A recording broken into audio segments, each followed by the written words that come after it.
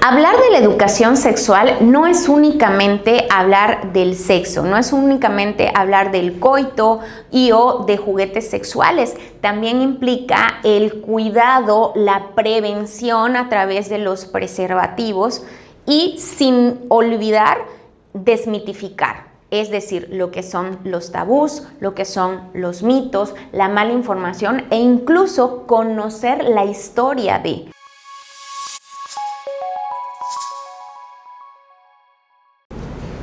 Hola, ¿qué tal? Soy la doctorante en Psicología Clínica y de la Salud y también sexóloga Romina Uribe. Recuerdo que cuando yo estudiaba la licenciatura en Psicología en la Universidad Autónoma de Campeche, tuve una materia optativa llamada Sexualidad, en la cual el maestro Sinoé Estrada Carmona, el sexólogo a cargo de esta materia, despertó ese interés y esa pasión en mí en todo lo relacionado con sexualidad humana. Por ello, más tarde decidí que quería profundizar en mis conocimientos para saber más acerca de todo lo que abarca la sexualidad.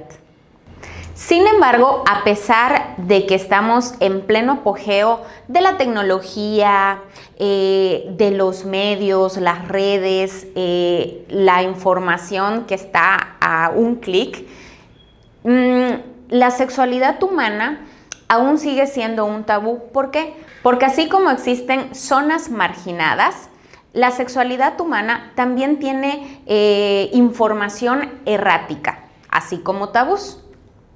Debido a los años de experiencia, me he dado cuenta que el mito que más se repite en el área de sexualidad humana es pensar que nada nos va a pasar si no nos protegemos, es decir, el uso del preservativo o que el uso del preservativo es meramente para que no haya un embarazo y no se toman en consideración que es una protección no solamente para infecciones, sí enfermedades de transmisión sexual. Tanto en espacios académicos como familiares seguimos viendo la sexualidad como un tabú y para esto es de suma importancia comprender que la familia es el primer agente socializador. ¿Y qué quiere decir esto? Que en la familia es quien le va a brindar a este nuevo ser los roles, los valores, las cuestiones morales, éticas y demás. Entonces, al ser el primer agente socializador, la familia va a influir en el punto de vista o en la percepción que tengan acerca de cualquier tema y la sexualidad humana no es una excepción.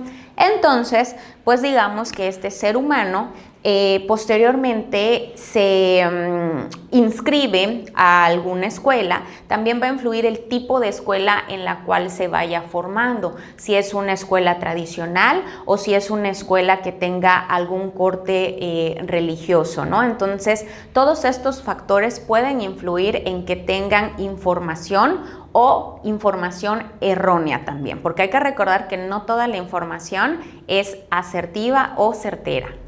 A través del ejercicio de la práctica clínica he observado que la sexualidad humana juega un papel indispensable en el equilibrio emocional y por lo tanto en la salud de las personas. ¿Por qué? Porque digamos que hay casos de disfunciones eréctiles o disfunción eréctil, eyaculación precoz, anorgasmia, etcétera, por tabús, por todas estas ideas erráticas que se fomentaron desde los primeros años de la niñez, posteriormente en la pubertad y que al llegar a la edad adulta impiden al ser humano poder disfrutar de una vida sexual plena y responsable.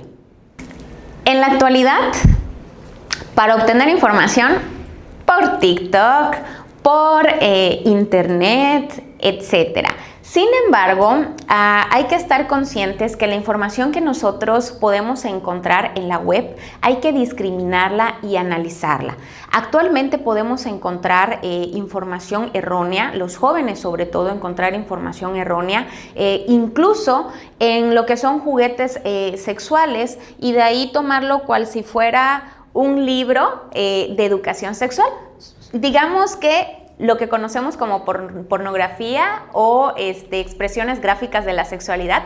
Hay jovencitos que todo lo que ven en ese video o en esa película lo toman como si fuera una realidad y hay que comprender que están alterados. ¿Por qué? Porque su función es un juguete y como tal, una cosa es el uso y otra cosa es el abuso. Y así como esos medios también pueden recurrir a información errónea con personas incluso más grandes o de su edad, pero que precisamente no tienen las bases fundamentadas. Entonces, esa mala información es algo que se va corriendo, que se va expandiendo. Por eso es importante acudir a especialistas en esta área para evitar tabús o mal uso de información. La mala información sexual en una elección de pareja tiene diferentes vertientes, porque dice por ahí la sexóloga Nilda Charavillo, que seamos buenos amantes no significa que tengamos que ser pareja. Entonces, ¿qué pasa? Que pues los tiempos han cambiado, ¿no? Anteriormente las parejas se conocían, se casaban y hasta que se casaban tenían su primer encuentro, en este caso coital, ¿no? Sin embargo, ahora que los tiempos han cambiado, primero probamos y ya después vemos si nos casamos o no, ¿verdad? Pero ¿qué pasa? Hay parejas que en la intimidad, en la cuestión sexual o coital, hacen el clic inmediatamente y disfrutan a plenitud su sexualidad humana. Sin embargo, piensan que por el hecho de haber conectado en esta parte, ya tienen que ser pareja. Y no es así. ¿Por qué? Porque la sexualidad humana, el arte amatorio, el arte del amar sin ropa, es solamente una parte de todos los elementos importantes para que una pareja pueda funcionar. Entre ellos la comunicación, los objetivos, si tienen objetivos en común, objetivos de vida, la mentalidad que tiene cada uno de los integrantes de la pareja, el respeto, etc. Más sin embargo, no lo es todo. Entonces, eso es uno de los errores comunes que se suelen cometer.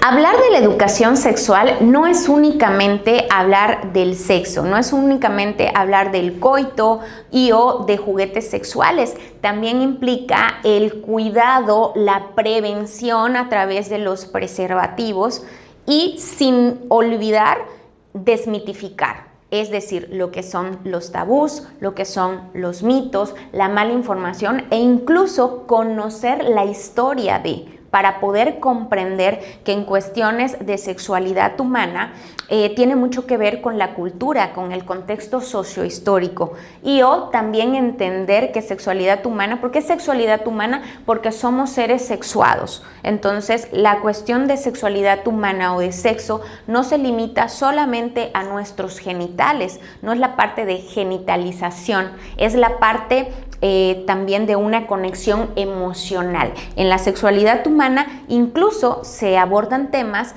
de con quienes yo disfruto conversar, si con personas de mi mismo sexo o personas de mi sexo opuesto, ¿sí? Y eso no tiene nada que ver con un coito, pero es parte de la sexualidad humana. También es importante recordar que hablar de educación sexual no solamente hablar de sexo, aparte de los elementos que ya les mencioné con anterioridad, la identidad de género, las disforias, la identidad sexual, etcétera, ¿no? Entonces, todos estos conceptos son también fundamentales y partes de una educación sexual. La relación que hay entre el placer, el cuerpo y la autoestima es de suma relevancia. ¿Por qué? Porque a final de cuentas el ser humano no se puede estudiar separando los elementos, ¿sí? Entonces, el placer viene desde lo erótico y lo no erótico, ¿ok? Por ejemplo, el placer erótico pudiera ser utilizar un juguete sexual y que me pasen una plumita por mi cuerpo. Ese es un placer erótico, ¿sí? ¿Por qué? Porque me despierta estas ganas de hacer el arte amatorio. Pero un placer no sexual pudiera ser comerme un chocolate. Entonces, incluso en el placer existe la parte erótica y la no erótica. El amor no es la excepción. Por ejemplo, nosotros podemos escuchar acerca de las filias, ¿no? Y escuchamos la palabra zoofílico. Inmediatamente satanizamos el concepto y pensamos, zoofílico es una persona que abusa incluso de los animalitos y obtiene ese placer sexual al tener coito con los animalitos. Y eso es una mentira, eso es algo errático. Zo significa pues animales y filosofilia significa pues placer, ¿no? Entonces la zoofilia es el amor hacia los animales. En sí la palabra zoofilia es eso, amor hacia los animales y punto. Pero si yo le complemento zoofilia erótica, entonces sí nos están hablando acerca de esta práctica. Si hablamos de zoofilia no erótica, entonces somos todos aquellos amantes de los animalitos que sentimos un placer cuando los acariciamos, olemos sus patitas, los apapachamos. Entonces somos zoofílicos, pero somos zoofílicos no eróticos.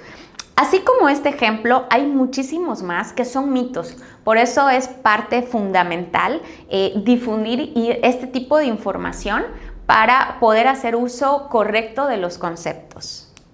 Como todo en la vida, un gran poder requiere de una gran responsabilidad y los seres humanos tenemos libre albedrío. ¿Y qué significa esto? Que debemos de hacernos responsables de las decisiones que tomamos y esto implica el cuidado hacia uno mismo. El poder llevar a cabo y disfrutar de una sexualidad responsable nos lleva a un nivel muchísimo más elevado. ¿Para qué? Para que seamos personas que toman sus decisiones a través del libre albedrío, pero que además se hacen responsables de las consecuencias que esto genera. Tampoco se vayan con la idea de que la palabra consecuencia es algo negativo. Consecuencia es causa y efecto. Pueden haber consecuencias agradables y consecuencias desagradables. Me encantaría dejar un mensaje a todo el alumnado de CUME y es que se respeten. Creo que ahí empieza todo, ¿sí? El respeto hacia uno mismo. Si uno se respeta a uno mismo, vamos a validar nuestras emociones, las cosas que nos gustan, las que no nos gustan, lo que queremos hacer, lo que no queremos hacer, lo que vamos a permitir, lo que no vamos a permitir. Si nos respetamos, también nos cuidamos en general de nosotros mismos y no tenemos prácticas que pudieran ponernos en riesgo. Entonces, yo les diría esto, que la libertad es bonita, no hay que confundirla con el libertinaje. El libre albedrío también es una capacidad que el ser humano cuenta con ello, entonces utilizarlo de manera asertiva. ¿Para qué? Para que tengamos historias de éxito. Si ustedes desean una asesoría, alguna orientación, dudas que a veces pudieran generarle un poquito de temor, de vergüenza o de pendiente y no se animan a hacérselo a sus papás, a hacer estas preguntas o a algún maestro, pueden contactarme a través del teléfono 981 17 10550 o la página Exprésate Consultorio Psicológico en Facebook. Y recuerda que tenemos una cita.